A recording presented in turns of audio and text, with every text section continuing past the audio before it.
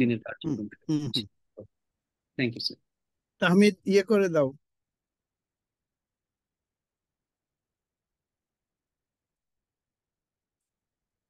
তো কালকে আমি সবাইকে আমাকে শোনা যাচ্ছে?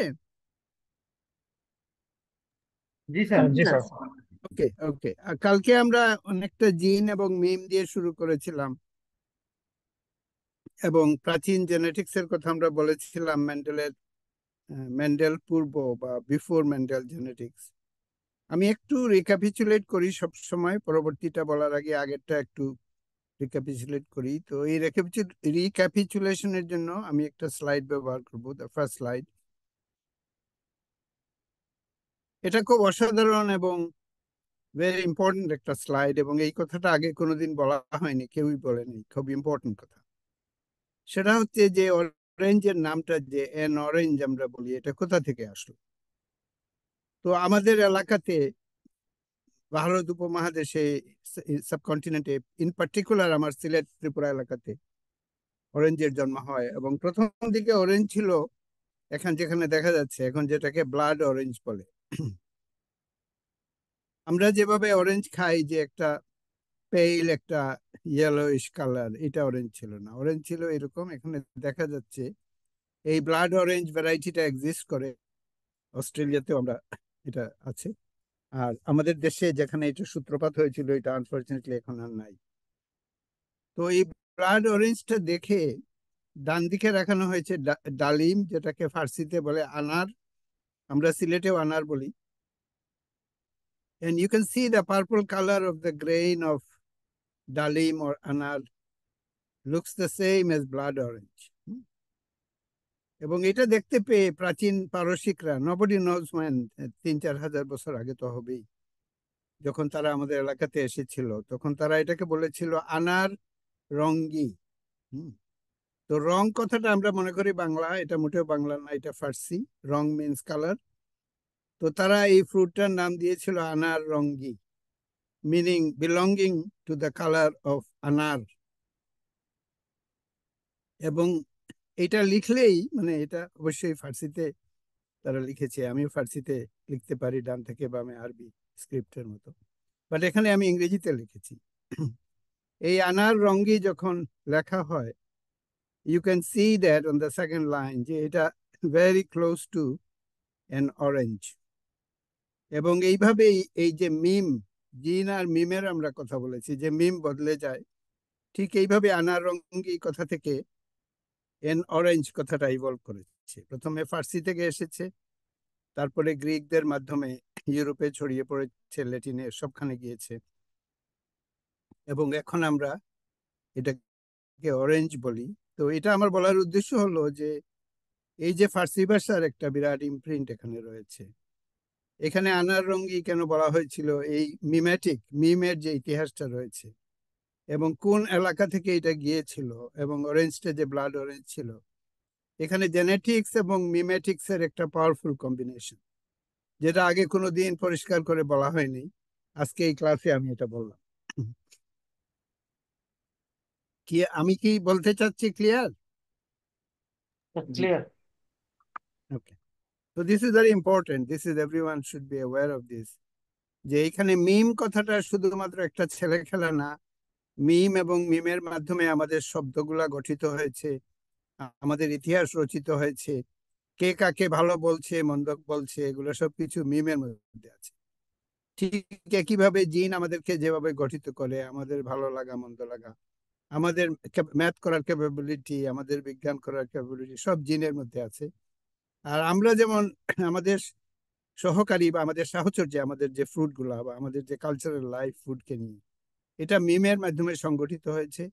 এবং আনারঙ্গি কথাটা যে অরেঞ্জের প্রপিতামহ বা মাদার অফ অরেঞ্জ, এই কথাটা মানুষের জানা উচিত ছিল, বাট পশ্চিমাদের কারণে, পশ্চিমারা যেহেতু তাদের ইতিহাসের একটা পজিটিভ স্পিন দিয়েছে, আর আমাদের ইতিহাসটাকে এড়িয়ে গিয়েছে। আমরা বলতে আমি এখানে ভারতীয়, সর্বভারতীয় মানুষ, ফার্সি স্পিকিং সবাইকে বুঝাচ্ছি, এইটার এক ধরনের লেগেসি এবং এটার যে টক্সিক এফেক্ট, এটা আমরা শিখতেছি, এবং it has become a part of our education.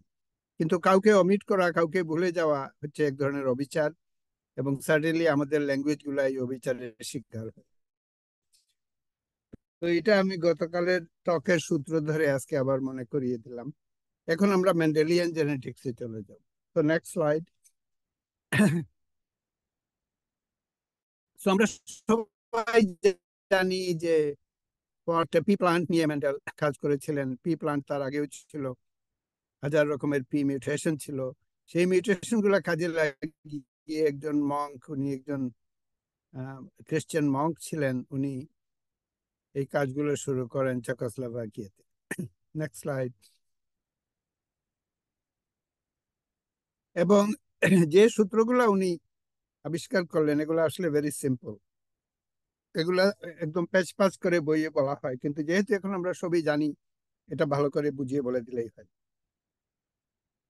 I think পরবর্তীতে আমাদের অনেকগুলো স্লাইড আছে যেটাতে এটা ক্লিয়ার হবে। Next slide. সো মেন্ডেল মূলত দুই ধরনের ক্রস করলেন। প্রথমে যেটা, সেটা হচ্ছে, আমার মনে হয় আরো একটু আগে যাই, তাহমিদ তুমি তো নতুন স্লাইড গুলো এখানে পুট ইন করেছো না? জি স্যার, করেছি স্যার। জি। হ্যাঁ, তুমি ফরওয়ার্ড, স্লাইড ফরওয়ার্ডে যাও একটু, হুম, নতুন স্লাইড গুলোতে ওকে। একটু যাও, যেতে থাকো একটা একটা এই করে। তো স্যার, আসছে স্যার। ওকে ওকে। হ্যাঁ এই তো স্যার, নতুন স্লাইড। হ্যাঁ। তো এখানে মেন্ডেলের যে, আমি একটা বই থেকে এটা নিয়েছি যেখানে আরো অনেক কিছু আছে, চিকেনের কথা আছে, ওইটাতে আমি যাব না। প্রথমে মেন্ডেল দেখলেন যে রাউন্ড পি, উপরের একদম লেফটে যেটা, আর এটার পাশে হলো রিঙ্কল পি, মানে কুচকানো কুচকানো দেখতে পিঙ্কি, এটাকে বললেন রিঙ্কল। এবং এই প্রথম জিনোটাইপ যেটা, এই যে লেখার ফর্মালি লেখার যুগ শুরু হলো, বিগ আর আর স্মলার হলো রিঙ্কল। আর 2 নম্বর ট্রেড যেটা, বা 2 নম্বর চরিত্র যেটা মেন্ডেল স্টাডি করলেন, সেটা হচ্ছে পির যে সিডের যে রংটা, একটা হলো ইয়েলো, যেটাকে উনি বিগ ইয়েলো বললেন, আর যেটা গ্রিন ওইটাকে জি না বলে উনি স্মল ইয়েলো বললেন, যে এটা ইয়েলো নয়। স্মল মানে হচ্ছে এটা এটা এটা এক ধরনের নেগেটিভ, যে যেটা ইয়েলো নয়, গ্রিন হোক লাল হোক যাই হোক, এটা হলো স্মল ওয়াই। এইভাবে কনভেনশনটা শুরু হলো। Next slide. Next slide. Okay. তো এখানে এখানে যেটা দেখা যাচ্ছে সেটা হচ্ছে যে প্রথমে যখন আমরা বিগ আর স্মল আর করব, এটা মেন্ডেল দেখালেন যে একটা সিডের মধ্যে যদি একটা বড় আর থাকে, একটা ছোট আর থাকে, তখন এই যে রিঙ্কল হওয়ার যে জিনটা, রিঙ্কল হওয়ার যে ফিনোটাইপটা, সো এই যে আর এবং ছোট বড় আর, বিগ আর স্মল আর লেখা, এটা হলো জিনোটাইপ, আর যে চরিত্রটা এটা হলো ফেনোটাইপ। তো এখানে উপরে দেখা যাচ্ছে একটা হাইব্রিড, এটার মধ্যে একটা বিগ আর একটা স্মল আর রয়েছে, কিন্তু এটা গোল, এটা বিগ আর এর মতোই দেখাচ্ছে। তার মানে ওই রিঙ্কলনেসটা এখানে গায়েব হয়ে গেছে।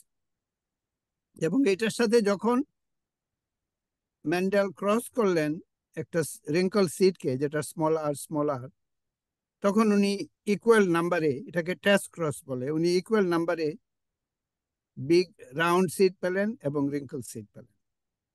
এটা এগুলো হচ্ছে অবজারভেশন।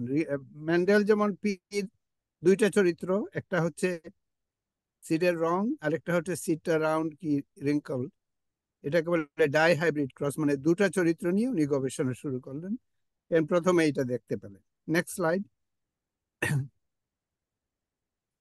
তারপরে উনি যেটা দেখতে পেলেন, এটা এক ধরনের একটা একটা ডায়াগ্রামের মাধ্যমে দেখানো যায়। এটার মুদ্রা কথা হলো, আমরা এই পুরো অ্যালজেব্রার মধ্যে জড়িয়ে যদি না যাই, আমরা বুঝতে চাই যে জিনিসটা কি আসলে। এই রাউন্ডনেস, সিডের যে গোল হওয়া এবং রিঙ্কল হওয়ার যে ট্রেড, আর সিডের কালারের যে ট্রেড, এটা দুইটা ছিল দুইটা ক্রোমোসোমে। এটা তো মেন্ডেল জানতেন না, দুইটা ক্রোমোসোমে ছিল। যার ফলে উনি দেখতে পেলেন যে রিঙ্কল এবং গোল হওয়ার যে প্রবণতা, এবং ইয়েলো এবং গ্রিন হওয়ার যে প্রবণতা, এবং রিঙ্কল এবং গোল হওয়ার যে প্রবণতা, এই দুইটা চরিত্র, দুইটা ট্রেড, দুইটা ফেনোটাইপ, একটা একটা অ্যালজেব্রার মতো এটা সেগ্রিগেট করে, এবং এখানে সবগুলো টাইপ লেখা আছে। এটা হলো দুইটা জিনের চরিত্র, যেহেতু এটাকে বলে ডাইহাইব্রিড ক্রস, এবং এটাতে 4 ধরনের চরিত্র বের হয়ে আসে। একটা হচ্ছে round yellow, wrinkle yellow, round green and wrinkle green. এই 4 ধরনের বীজ উনি পেলেন এই ক্রসগুলো থেকে, এবং কোনটা কোন সংখ্যায় পেলেন এখানে এটা দেওয়া আছে। এইটা আমরা হয়তো সবাইকে দিয়ে দেব স্লাইড গুলো একটা স্টেজে, বা এক ধরনের পিডিএফ করে দিয়ে দেব, তাই তো মুস্তাক? হ্যাঁ স্যার, আমরা এটা দিচ্ছি পিডিএফ করে, আর একই সাথে আমরা তো লেকচারটা ওদেরকে পাঠাবো এডিট করে। লেকচারটা পাঠাবো, হ্যাঁ। তো জি এখানে মোদ্দা কথা হলো, আমি এখানে যেহেতু এটা 6 ঘন্টায়, আমরা 60 আওয়ার্স এর কথা 6 ঘন্টায় বলবো, কাজেই একদম প্রত্যেকটা ক্রস এবং প্রত্যেকটা ইতিহাস আমরা বলতে পারবো না। মুদ্রা কথাটা আমি বলবো। মুদ্রা কথাটা হচ্ছে যে মেন্ডেল পি কে ক্রস করেছিলেন। এই 1000 বছর ধরে এই পির কথা মানুষ জানতো, এবং দুটো চরিত্রকে উনি বেছে নিয়ে উনি একটা বিশেষ ধরনের ক্রস করে উনি এক ধরনের সূত্র বা একটা সংখ্যা খুঁজে পেয়েছিলেন। এই সংখ্যাটা কি, এটার একটা অ্যানালিসিস পরবর্তীকালে বেরিয়ে আসলো, এবং এটাকেই আমরা এখন মেন্ডেলিয়ান জেনেটিক্স বলি। তো পুরো জার্নিটা আমরা এখন ট্রাভেল করবো। Next slide. তখন এরপরে মেন্ডেল যতটা করেন নেই, তারপরে মানুষ 3টা ট্রেট নিয়ে ক্রস করা শুরু করলেন, যেটাকে বলে ট্রাই হাইব্রিড ক্রস। এবং ট্রাই হাইব্রিড ক্রস করলে আবার এই প্রত্যেকটা ট্রেট কোনটা কি ওটা বেরিয়ে আসে, এবং এটা সম্পূর্ণ একটা ফর্মুলায় গাঁথা যায় যেখানে এগুলো আছে। এবং এইভাবে আস্তে আস্তে আস্তে আস্তে, যেমন 4টা 5টা 6টা যতটা ট্রেটই হোক না কেন, মেন্ডেলিয়ান ট্রেট, এগুলাকে অ্যানালাইজ করে এগুলার বীজের যে চরিত্র এগুলা গুনে এটা থেকে একটা স্কোয়ারে এগুলাকে লিখে এটা থেকে একটা সিদ্ধান্তে আসা যায়। এই হলো মূলত Mendelian genetics. Mendelian genetics number 1 হলো কোনো কোনো চরিত্র ক্রস করার পরে গায়েব হয়ে যায়, এটাকে উনি বলেন রিসেসিভ। আর যেটা টিকে থাকে তাকে বললেন ডমিনেন্ট, নাম্বার 1। নাম্বার 2 হচ্ছে একটা সিঙ্গল ট্রেট নিয়ে যদি তখন উনি ওটাকে সেলফ পলিনেট করেন, এবং এই কথাগুলোতে আমি শুন আসবো, তখন দেখা যাবে যে 3:1, মানে 3 টাইপ হবে যেটা ডমিনেন্ট, যেমন গোল, আর একটা হবে রিঙ্কল। এটা হলো মনোহাইব্রিড ক্রস, শুধুমাত্র একটা ট্রাইটকে নিয়ে। আর এটার উপরে যখন তিনি সুপার ইম্পোজ করে দিলেন ইয়েলো না গ্রিন, তখন এটা ডাইহাইব্রিড ক্রস, এবং এটা একটা পার্টিকুলার অ্যালজেব্রা ফলো করে। আর এটা হচ্ছে ট্রাই হাইব্রিড ক্রস, যেটা আমার জেনেটিক্স বইয়ে ছিল। আমি শিওর না এটা মেন্ডেল করেছে কিনা, এটা দেখতেই পাচ্ছ এটা অনেক কমপ্লেক্স হয়ে গেছে, বাট স্টিল এটা কমপ্লেক্স হলেও এটা সাধারণ অ্যালজেব্রার মাধ্যমে এটা সমাধান সম্ভব, যদি কেউ টিডিয়াসলি লাগে থাকে এটার পিছনে। Next slide. এবং এইখানে এই পুরো জিনিসটা আবার বুঝিয়ে বলা হয়েছে। তো উনি রাউন্ড সিডকে রিঙ্কল সিডের সাথে ক্রস করে দেখা গেলেন all round seed, F1 generation. এটা মেন্ডেলের প্রথম সূত্র যে ডমিনেন্ট এবং রিসেসিভ থাকবে, এবং হাইব্রিডটা একটা ট্রেড গায়েব হয়ে যাবে। তারপর তিনি ইয়েলো এবং অন্য রংটা নিয়ে আসলেন, ওইটা স্টাডি করলেন। এবং পরবর্তীকালে নেক্সট স্লাইড, আমি রিপিটেডলি বলছি, এবং এখানে আমি একটু দেখিয়ে দিচ্ছি যে এই জিনিসটা কি আসলে। তো পির যে ফুল আছে, আমি নিজেও পি ক্রস করেছি, সেখানে একটা পুরুষ অংশ থাকে, যেটা উপরের দিকের যে রাউন্ড জিনিসগুলো হচ্ছে মেল পার্ট। তখন পড়ার পরে পিস্টিলে পড়ার পরে ভিতরে গিয়া পির পি যে গ্রেইনটা যেটা আমরা খাই দেখতে এরকম লাগে আমাদের দেশের শিম, যেভাবে শিমটা is a kind of pea. আমরা সবাই শিম, বা সিলেটে আমরা উড়ি বলি, সবাই খাই, শিমের বিচি আছে এরকম পাতার মতো দেখতে, ওটার ভিতরে বীজগুলো থাকে। তো এইভাবে উনি এই যে কোনটা রিঙ্কল কোনটা ইয়েলো, এটা একদম রিয়েল এক্সপেরিমেন্টের আমি একটা ফ্লেভার দিচ্ছি। এবং ভবিষ্যতে কেউ যদি আমার গ্রামে আসে, সেখানে আমাদের পি আছে, এবং যে কেউ পির ক্রসটাও করতে পারবে, সংখ্যাগুলা গুনতে পারবে, সবই করতে পারবে। আইডিয়ালি এটা যদি এখন একটা বাংলাদেশে হতো, বা আমি একটা কলেজে এটা দিতাম, আমি ইনসিস্ট করতাম যে আমরা পি গ্র করব, পি ক্রস গুলো আমরা করব, এবং এটার মাধ্যমে এই সংখ্যাগুলা মেন্ডেল যেভাবে গুনেছিল আমরাও গুনবো। কিন্তু এখানে এটা সম্ভব না, আনফরচুনেটলি। Next slide.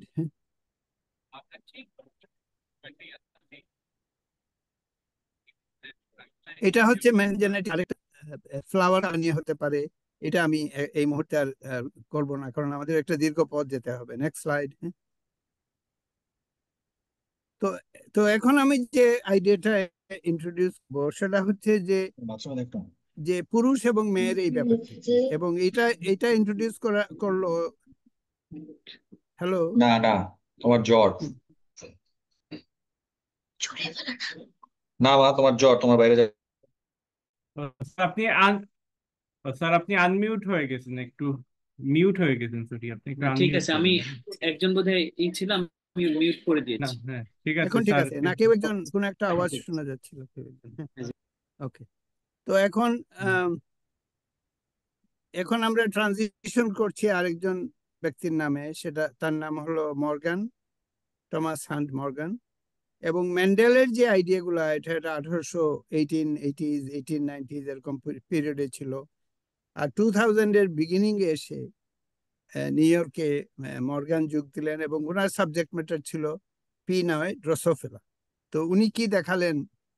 উনি দেখালেন যে কোনো কোনো ট্রেইট এমন একটা ক্রোমোসোমে থাকে যেটা মেল এবং ফিমেলনেস ডিটারমিন করে। তো আমি ভেঙ্গে বলি কথাটা, যেমন এক্স ওয়াই হলো মেল আর এক্স এক্স হলো ফিমেল, তাই না? এই দুইটা ক্রোমোসোম, যেটা একটা ক্রোমোসোমের ভিতরে যখন মেলনেসটা এবং ফিমেলনেসটা থাকে, জেন্ডারটা চলে আসে। পির বেলায় কোনো জেন্ডার ছিল না, কারণ পির ফুল হলো একই হারমাফ্রোডাইট, যেটা বলে একই সাথে ফুলটা মেল এন্ড ফিমেল। কিন্তু ড্রসোফিলাতে কাজ করতে গিয়ে মর্গান জেন্ডারের আইডিয়াটা নিয়ে আসলেন, এবং যেটাকে এখন বলা হয় সেক্স লিঙ্ক ট্রেইট। এবং এটা জেনেটিক্সে খুব ইম্পর্টেন্ট ব্যাপার, যে কোনো কোনো ডিজিজ ছেলেদের হয়, ওটা মেয়েদের হয় না, and so on and so forth. অনেক কিছু দেখবে যেটাকে সেক্স লিঙ্কড জেনেটিক্স বলা হয়। Next slide please.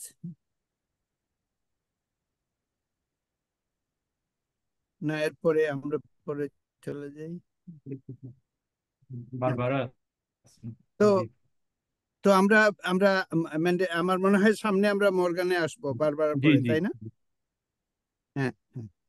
তো আমি প্রথমে মর্গানে আবার বেশি করে আসার আগে, বাই দা বাই, যেটা আগের আগের গ্রুপ যেটা চেয়েছিল, যে বারবারা ম্যাকলিনটক বা বা জাম্পিং জিন যেটা। তো তাহমিদ, তুমি একটু একটু ফ্রন্টে গিয়ে ওই যেখানে ক্রোমোসোম গুলা, জিন গুলা লাইন আপ করা আছে একটা একটা লিনিয়ার অর্ডারে, ওইটা একটু দেখাও প্রথমে। হ্যাঁ, আর একটু সামনে যাও, তোমাকে আজকে যে পাঠিয়েছিলাম স্লাইড, না আর একটু সামনে। তারপর আমরা একটু ফিরে আসবো। আর একটু সামনে যাও। হ্যাঁ, এটা স্যার ছিল। হ্যাঁ, এইটাই। তো আমি এখানে অনেকগুলো স্টেপ জাম্প ফরওয়ার্ড করে একটা আইডিয়া দিয়ে দিই সবাইকে, তাহলে বুঝতে সুবিধা হবে। তো এখানে একটা জেনেটিক ম্যাপ, একটা পুরা ক্রোমোসোম দেখানো হয়েছে। উপরের লাইনটা এক ধরনের অ্যাবস্ট্রাক্ট জেনেটিক ম্যাপ, এইভাবে বইয়ে থাকে জেনেটিক ম্যাপ। নিচে হচ্ছে সাইটোজেনেটিক, যেভাবে মাইক্রোস্কোপে ক্রোমোসোম গুলা দেখা যায়, যেখানে জিনগুলো থাকে। তার নিচে থাকে ফিজিক্যাল ম্যাপ, এবং একেবারে নিচে যেটা আমি সবাইকে মনে করিয়ে দিচ্ছি, যে এই ক্রোমোসোম মানে হচ্ছে ডিএনএ, এটি জিসি, এই 4টা বেস। তো এখানে জিনগুলা একটা একদম মনে হয় একটা লম্বা একটা জিনিস, পার্মানেন্ট একটা মেটালের জিনিস, এবং এখানে জিনগুলা প্লেস করা আছে, এবং ইন্ডিভিজুয়াল জিনগুলা এখানে দেখা যাচ্ছে। যেমন আমাদের চোখের রঙের জিন, চুলের জিন, আমাদের চামড়ার রঙের জিন, হোয়াটএভার, আমরা ডায়াবেটিস হবে কি হবে না সেটার জিন, এগুলো সব ক্রোমোসোমে এইভাবে স্থাপিত থাকে, এবং একটা বিশেষ জায়গায় এটা যেমন একেবারে লিখিত এবং স্টেবল। এইভাবে আইডিয়া গুলা ছিল। মেন্ডেল এই ধরনের আইডিয়া দিয়েছিলেন, বা পরে মর্গানও সেই ধরনের আইডিয়া দিয়েছিলেন। কিন্তু এটাকে চ্যালেঞ্জ করলেন বারবারা ম্যাকলিনটক। উনি বললেন যে এই জিনগুলা এখান থেকে বের হয়ে লাফালাফি করে এক জায়গা থেকে আরেক জায়গায় যেতে পারে।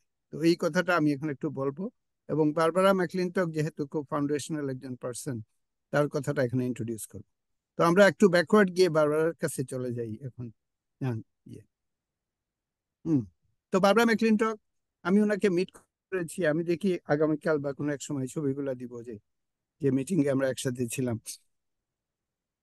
তো উনি খুব আজব ভাবে কর্ন নিয়ে কাজ করতে গিয়ে একটা রেভলিউশনারি আইডিয়া দিলেন, যে জিনগুলো আসলে জাম্প করতে পারে, এক জায়গা থেকে বেরিয়ে আর এক জায়গায় যেতে পারে। এই আইডিয়াটা উনি দিলেন। এবং কিভাবে উনি এটা দিলেন এটা আমি একটু দেখাই আগে। Next slide. উনি দেখালেন যে এখানে সাদা কর্ন দেখা যাচ্ছে আর বাম দিকে একটা কার্নেল রয়েছে যেটা কালো। উনি দেখালেন অনেক সাদাগুলো আস্তে আস্তে কালো হয়ে যাচ্ছে স্পটেড ওয়েতে। তো সবাই এটা আজব ভাবতো, এটাকে ভেরিগেশন বলে, যে একটা সাদা জিনিস কিন্তু দেখা যাচ্ছে একটা কালো চরিত্র বের হয়ে আসতেছে। তো এটা দেখে এক লাফে, মানে এটা তো মানে she was A super genius, এক লাফে তিনি কিছু সিদ্ধান্তে আসলেন। এবং সিদ্ধান্তটা হচ্ছে এরকম, নেক্সট স্লাইডে। উনি বললেন এই যে বাম দিকে দেখা যাচ্ছে, উনি এসেনশিয়ালি যা বলেছিলেন এটা আমরা পরে ডায়াগ্রাম করেছি, বাম দিকে যেটা আছে। উনি বললেন যে এই কালার তৈরি করার যে জিন, এটাতে একটা জিন বসে আছে, আরেকটা জিন। এবং মাঝে মাঝে এটা জাম্প আউট যখন করতেছে তখন এটা এটা ওই কালারের জিনে বসে কালারটাকে শেষ করে দিয়ে সাদা হয়ে গেছে, তারপর ওই যে আমি সাদা দেখালাম। কিন্তু এটা জাম্প আউট করতে পারে, এবং যখন সে জাম্প আউট করে তখন মাঝে মাঝে কোনো কোনো সেলে আবার কালো চরিত্রতা বের হয়ে পড়ে। এবং দেয়ারফর এই দাগ দেখেই উনি বললেন যে এটা ইট মিনস একটা ইনস্টেবিলিটি আছে, একটা জাম্পিং জিন আছে।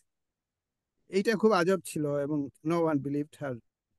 সারা বছরের পর বছর উনি এগুলো বলে যাচ্ছিলেন, কিন্তু পরে দেখা গেল এক্স্যাক্টলি লাইক শি সেড। এই জন্য তার স্টোরিটা খুবই অভিনব। এবং জেনেটিক্স এর শুরুতে এটা বলতে হয় যে জিনটা আসলে একই জায়গায় স্থাপিত, এটা অনেক বছর, হাজার বছরের মানে ভাবতো। তারপর হঠাৎ করে একজন মহিলা, বারবারা ম্যাকক্লিনটক, আমাদের কন্টেম্পোরারি টাইমে, আমি নিজেই তাকে মিট করেছি 1984-এ, এই কথাটা বললেন। এবং এই কথাটা এখন বায়োলজির একটা মেজর স্টোরি হয়ে গেছে। তো নেক্সট স্লাইড প্লিজ। তো তাকে নোবেল প্রাইজ দেওয়া হলো। অবশ্যই আমি তাকে যখন মিট করেছি তখন তিনি নোবেল প্রাইজ পান নাই। কর্ন নিয়ে কাজ করতেন, কর্নের ফিল্ডে একজন ওয়ার্কারের মতো কাজ করতেন। আমি ওইখানে ওই ল্যাবরেটরিটাতে গিয়েছি স্টুডেন্ট হিসেবে, দেখতাম যে তিনি কর্ন ফিল্ডে কাজ করছেন। এবং এই এই দেখা এবং কর্নের রং, যেটা আমরা ভবিষ্যৎ আমাদের এই টকে আমরা পরে দেখাবো যে আমরা ওইটা নিয়ে কাজ করছি, এটার মাধ্যমে তিনি নতুন এক যুগের সূচনা করলেন, যেটাকে এখন মলিকুলার জেনেটিক্স বলা হয়ে থাকে। Next slide.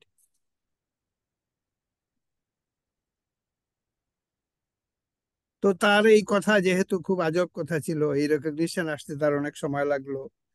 এবং এটা আসলে উনি পারসিস্ট করলেন, অনেকে ডিনাই করলো, উনি পারসিস্ট করলেন, সবাই ডিনাই করলো। কিন্তু finally everybody found that she was always true. এবং তার একটা লং লেগেসি, যে এই কথাটা একজন মানে মেজর মেজর বিজ্ঞানীদের সাথে তাকে এখন স্মরণ করা হয়ে থাকে। Next slide. তো আমরা আবার অরিজিনাল জেনেটিক্সে ফিরে যাই।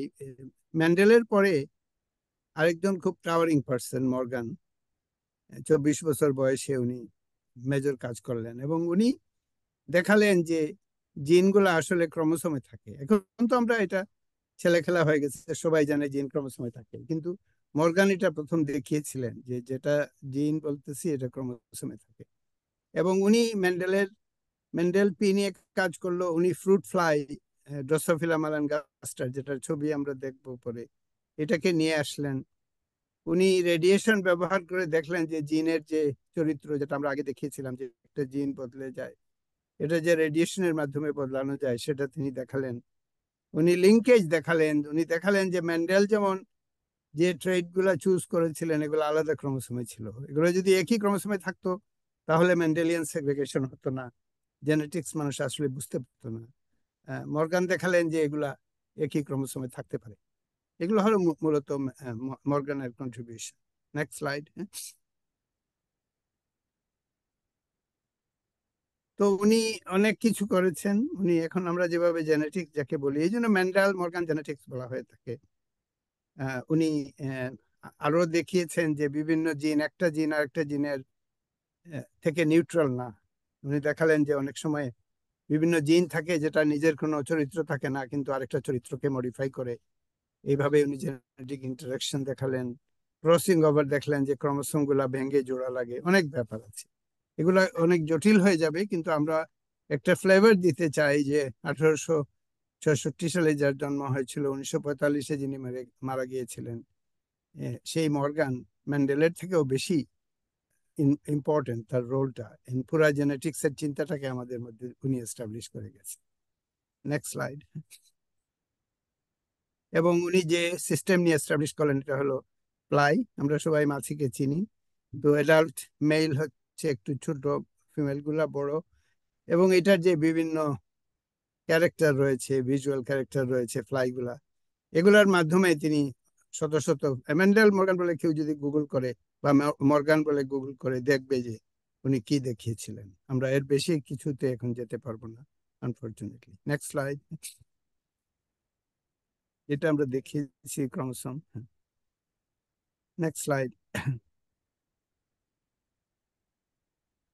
Next forward slide. Nutrition forward হ্যাঁ হ্যাঁ, ফরওয়ার্ড নিউট্রিশন। হ্যাঁ ফরওয়ার্ড মিউটেশন। তো এখন আমরা যে আইডিয়াটা ইন্ট্রোডিউস করব সেটা হচ্ছে যে আমরা একটা জিনিস দেখি, যেমন আমরা রেড অরেঞ্জ ছিল এক সময়, বা হয়তো ব্লাড অরেঞ্জ। তারপরে একটা মিউটেশন আসলো, অরেঞ্জের রং বদলে গেল। ওই ব্লাড অরেঞ্জটা খুব টক ছিল, এখনো ব্লাড অরেঞ্জ আছে এবং খুব টক খেতে, আচারের মতো লাগে খেতে, কিন্তু একটা মিউটেশন আসলো, সুইট হয়ে গেল। তো এইটাকে, এই যে একটা জিনিস থেকে আরেকটা জিনিস হয়ে যাওয়া, মানুষ যেটা পছন্দ করে ওইটা হয়ে যাওয়া, এটাকে আমরা বলি ফরওয়ার্ড মিউটেশন। এবং এই কারণে আমি ফরওয়ার্ড বলছি, যে পরে আমরা রিভার্স মিউটেশন বা রিভার্স জেনেটিক্স এর কথা পরে বলবো। বাট আমরা তর্কের খাতিরে মেনে নিই যে পৃথিবীতে আমরা যে ভেরিয়েশন দেখতে পাই, যেমন কোকড়া চুলের মানুষ একজন স্ট্রেইট চুল হয়ে গেল, অরেঞ্জের রং বদলে গেল, পিটা রিঙ্কল হয়ে গেল, এগুলো অল ইন্ডিকেটস একটা ফরওয়ার্ড মিউটেশন, মানে একটা চেঞ্জ হলো। এবং এইটারই একটা রূপ আমরা বীজের মধ্যে দেখতে পাই, যে যখন একটা বীজ হয়, আমরা পীর বেলা আমরা আগেই বলেছি, সেখানে এমব্রিও হয়, এখানে এমব্রিও গুলো দেখা যাচ্ছে। আর এর চারদিকে ঘিরে যেটা যেটা আমরা যখন নারকেল খাই, তখন এই যে নারকেলের যে জুস, সেটা হচ্ছে এক ধরনের সেল, এটা এন্ডোস্পার্ম, আর ভিতরে নারকেলের এমব্রিওটা থাকে। তো এইভাবে আমাদের যে সিড যেগুলো আমরা খাই, এটার মধ্যে একটা এমব্রিও বেবি থাকে, আর এটার পাশে নারিশিং সেল থাকে, যেটা endosperm. Next slide please. Next slide. Next slide. Okay.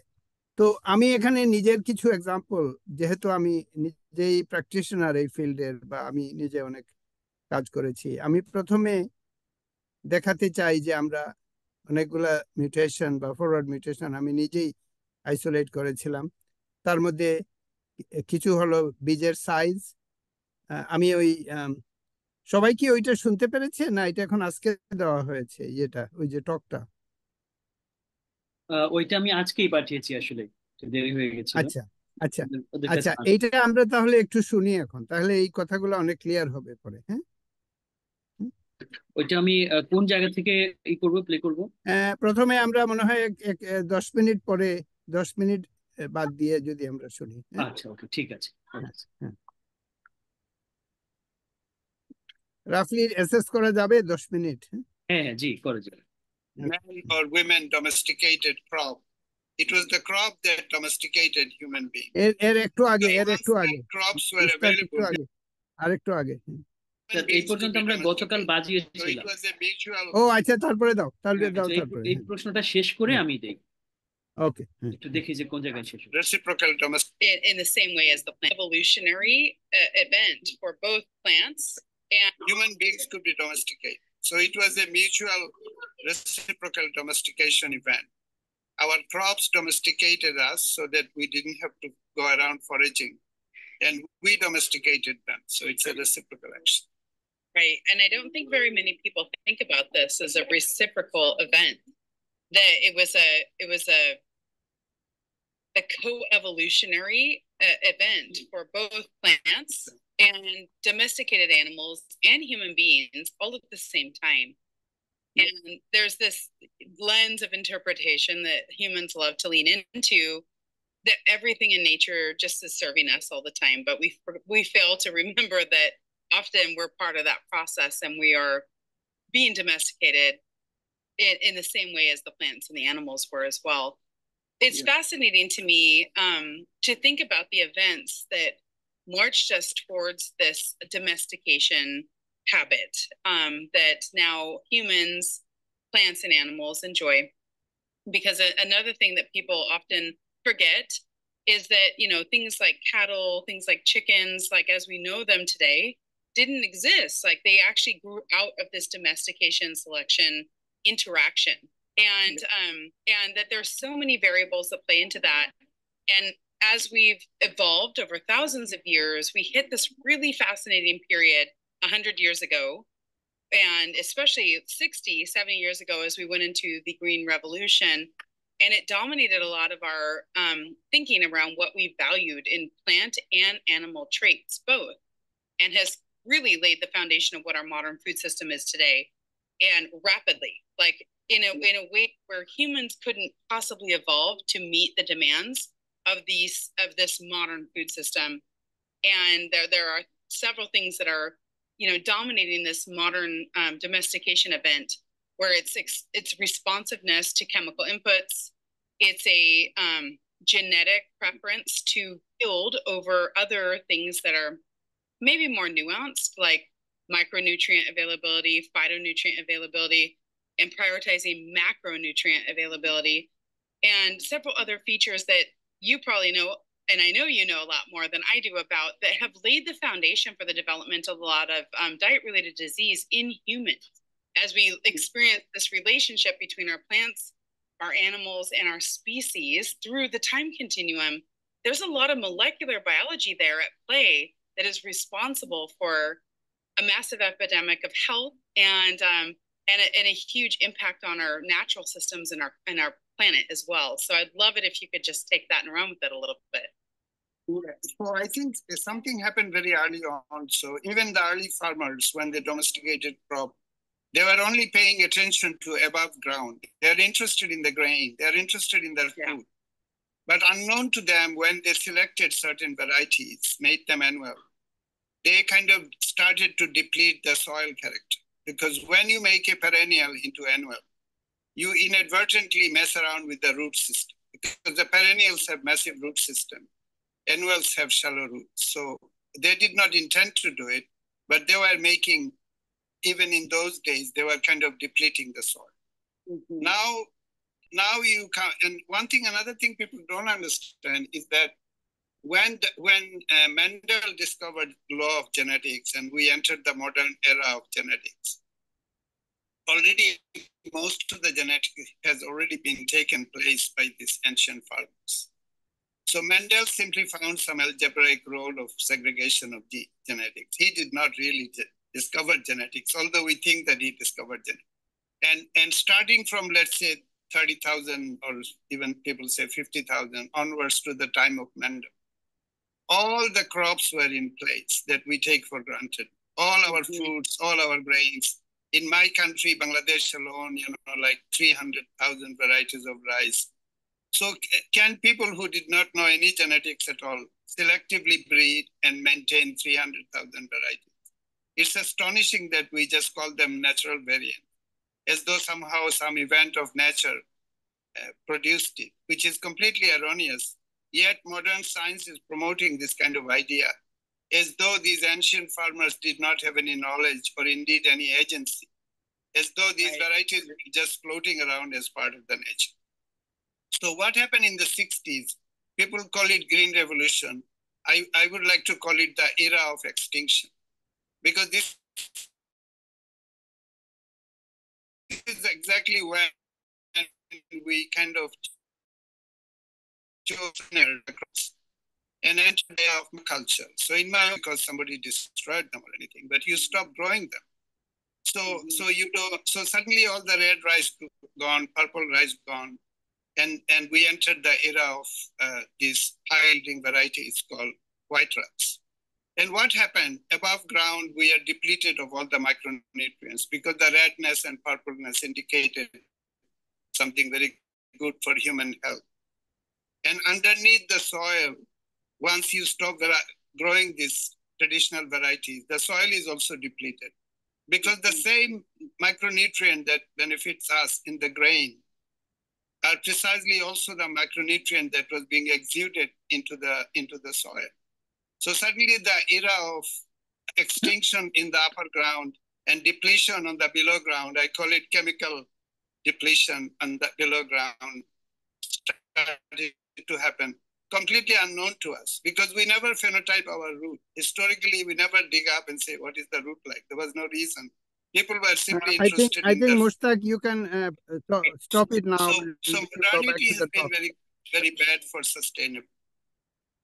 Hello. Hello sir, হ্যাঁ শোনা যাচ্ছে আপনাকে।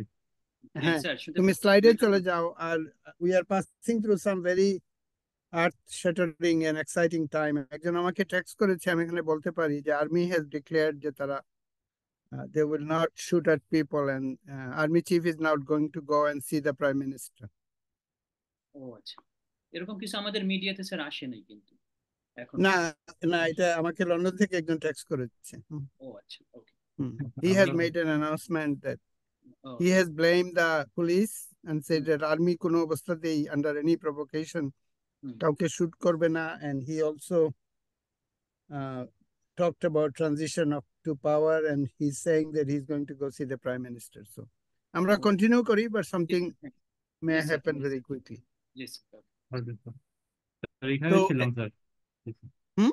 এইখানে ছিলাম স্যার, এই স্লাইডে। Okay, okay. So what I want to say and what we were discussing is something very real. যে এই যে হাজার জাতের ভ্যারাইটি আসলো, আমরা শেয়ার সবগুলোকে পুরো কিন্তু স্যার আমি কিন্তু স্লাইড দেখতে পাচ্ছি না।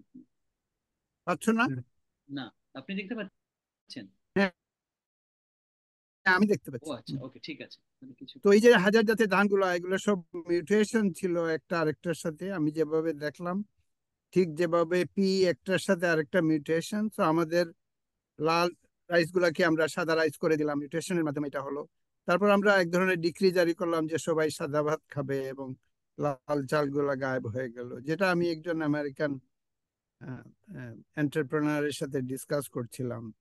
তো আমি যেটা বলতে চাচ্ছি যে আমরা এই যে জেনেটিক্স ক্লাসে পড়ি, এখানে আমি যে কথাগুলো বললাম, মিউটেশনের মাধ্যমে সিডটা ছোট বড় হলো।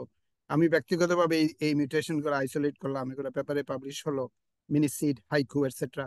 এটা সিডের সাইজটাকে অদল বদল করে দিল, আর কিছু কিছু রংকে অদল বদল করে দিল। আর আরেকটা মিউটেশন, আমার নিজেরই আত্মজীবনীমূলক কথা এজ এ জেনেটিসিস্ট, আমি যেমন এসে নতুন যুগে আমাদের এই এক ধরনের মেন্ডেলের রোলে অবতীর্ণ হলাম, যে অনেক মিউটেশন আইসোলেট করলাম সারা জীবন ধরে, এবং একটা করলাম ফাইনালি AMP1, যেটা আমাকে শিখিয়ে দিল যে একটা ক্রপ অনেকদিন বেঁচে থাকতে পারে, যে কারণে পরবর্তীকালে আমার যে নতুন প্রজেক্ট পঞ্চব্রীহি, যেটা সম্বন্ধে আমরা এখানে বলবো। So next slide. তো এখানে খুব ড্রামাটিক্যালি এটা দেখা যাচ্ছে, একদম বামে সি যেখানে, সেখানে এরকম একটা সর্ষে শ্রেণীর একটা উদ্ভিদ হয়, এবং আমি এমন একটা মিউটেন্ট আইসোলেট করলাম যেটা ডান দিকে ডি বুশি হয়ে গেল, বিশাল একটা বুশি হয়ে গেল, এবং এটা এইভাবে দীর্ঘদিন থাকলো, এটা সহজে মারা যায় না, এটা 2 বছর এরকম থাকলো। এবং এটার মাধ্যমে আমি জানতে পারলাম যে এটা করা সম্ভব, যে চট করে একটা ক্রপকে দীর্ঘদিন বাঁচিয়ে রাখা সম্ভব। এটা অনেক বছর আগে, 90-এর দশকে আমি পাবলিশ করেছিলাম। Next slide. এবং এটা আরেকটা জিনিস দেখালো যে সাধারণত ক্রপ গুলাকে, যে কোনো উদ্ভিদকে মনোকট বা ডাইকট বলা হয়, কিন্তু আমি দেখলাম এটা 3টা কটিলিডন, ওই যে ডি যেখানে ওখানে দেখা যাচ্ছে যে 3টা কটিলিডন, তারপরে 3টা লিফ। সো এটা ট্রাইকট। তো আমি দেখালাম যে এটা ডাইকট মনোকট বলে কিছু না, এটা ট্রাইকটও হতে পারে। So it was a very kind of নতুন এবং অরিজিনাল একটা ডিসকভারি, যেটা 90-এর দশকে আমি করেছিলাম এই জেনেটিক্স এর মাধ্যমে, যে জেনেটিক্স আমি এখন বলছি। Next slide. না, নেক্সট স্লাইড, এটা অত ইম্পর্টেন্ট না। এবং দেখালাম যে এটা কি কারণে হলো। এটাতে সাইটোকাইনিন বলে একটা প্লান্ট হরমোন আছে। তো এখানে আমি হঠাৎ করে আমাদের শরীরে যেভাবে হরমোন হয়, প্লান্টেরও হরমোন হয়, এবং এটাতে হরমোনটা অনেক বেশি, এবং এটার কারণে আমি জানতে পারলাম যে হরমোন বাড়িয়ে দিলে এই চরিত্রগুলো হয়, যে গাছটা দীর্ঘস্থায়ী হয়ে যায়। Next slide. Next slide. Okay, এখন আমি আমার যে যে কারণে অনেকে হয়তো আমার কথা জানে বা আমাদের কথা জানে, পঞ্চব্রীহি, সেই জেনেটিক্স অফ পঞ্চব্রীহিতে আসি। তো এটা হয় আমাদের গ্রামে, বাম দিকে দেখা যাচ্ছে ট্রেন আছে আমাদের, এবং ডানে এবং নিচের সব ছবিগুলোতে আমার সেই এলাকা যেখানে আমরা এই কাজটা মাঠের মধ্যে করি, এগুলা এখানে দেখানো হয়েছে। Next slide. এবং এই যে পঞ্চব্রীহি পিভি, এই জায়গাটা দেখানো হয়েছে, এবং দেখা যাচ্ছে যে চারদিকে অনেক নদী আছে, ছোট নদী, বড় নদী, এবং বৃহৎ বিস্তীর্ণ এলাকা, অন্তত 4 স্কয়ার কিলোমিটার এলাকা এখানে দেখা যাচ্ছে। Next slide.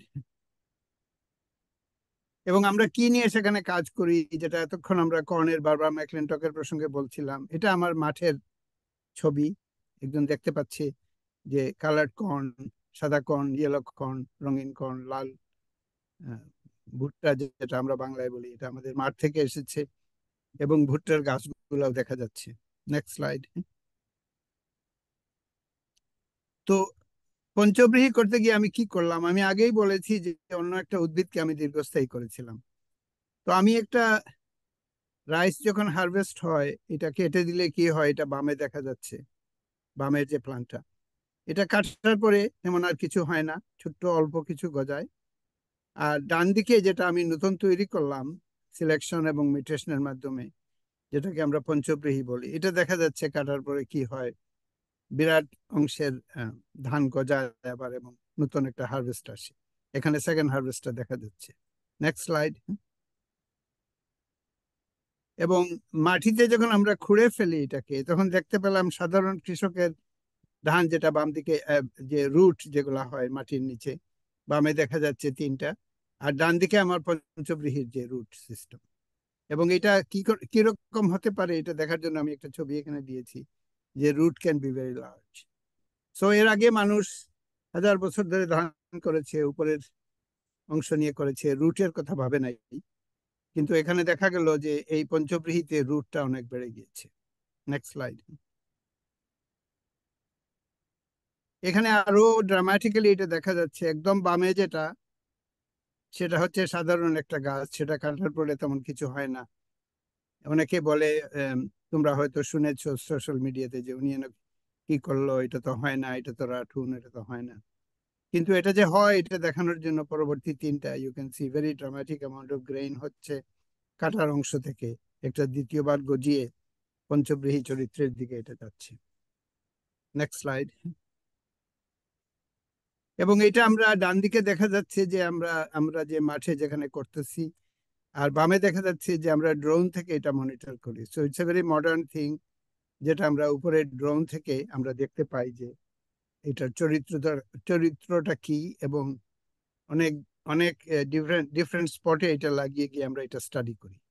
Next slide. এবং এটা আমরা একদম কৃষকদের নিয়ে করি। এখানে একজন কৃষক ভাই দেখা যাচ্ছে যে কেটে দিয়েছে, আবার গ্রো হচ্ছে ডানে, আর বামে উনি কাটতেছেন, যেটা মানে দ্বিতীয় ফসলের দিকে যাচ্ছে। Next slide. এবং এটা দেখাচ্ছি এইরকম যে কাটার পরে পরেই যে প্রথম গ্রোথটা শুরু হয়ে যাচ্ছে, এটা আমরা ডানে দেখিয়েছি। তো কাটার পরে মানুষ আর কিছু করে না, এটা নষ্ট হয়ে যায়, তারপরে খোঁড়াখুড়ি করে আবার লাগায়।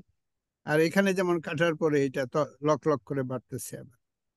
Next slide. এবং 3বার, আই থিঙ্ক এটা 3rd or 4th কাটা, যেখানে BR 48 একটা ধান কিছুই হচ্ছে না, বামে দেখা যাচ্ছে, আর আমাদের গুলা খুব বিশাল ভাবে বেড়ে উঠছে 3বার কাটার পরেও। এটা বোধহয় 3টা ফসল দেওয়ার পরে 4র্থ ফসলের দিকে যাচ্ছে। Next slide. এবং এটাতে বীজের যে যে সংখ্যা, এটা অনেক বেড়ে গেছে। বামে দেখা যাচ্ছে BR 48, এর ডানে পঞ্চব্রীহি, গ্রেইন অনেক বেড়ে গেছে। Next slide. তো আমরা যে শুধুমাত্র রাইসে করেছি সেটা না, আমরা বিভিন্ন ক্রপে এটা পেরেনিয়ালাইজিং প্রোগ্রামটা শুরু করেছি। এটার কিছু এক্সাম্পল আমরা এখানে দেখাবো। Next slide. এটা আমরা করেছি বার্লিতে, ওটসে। নেক্সট স্লাইড। কিনোয়া বলে একটা সুপার ফুড আছে, ওইটাতে আমরা করেছি। Next slide. পার্ল মিলেটে আমরা করেছি। মিলেটটা খুব ইম্পর্টেন্ট একটা ক্রপ সারা পৃথিবীর জন্য, সেখানে আমরা করেছি। Next slide. এবং যেটাকে আমরা কাউন বলি বা ফক্সটেল মিলেট, ডানে দেখা যাচ্ছে যে প্রথম ফসল এবং দ্বিতীয় ফসল। এই ক্রপ গুলোকে আমরা কাটার পরে দ্বিতীয়বার যে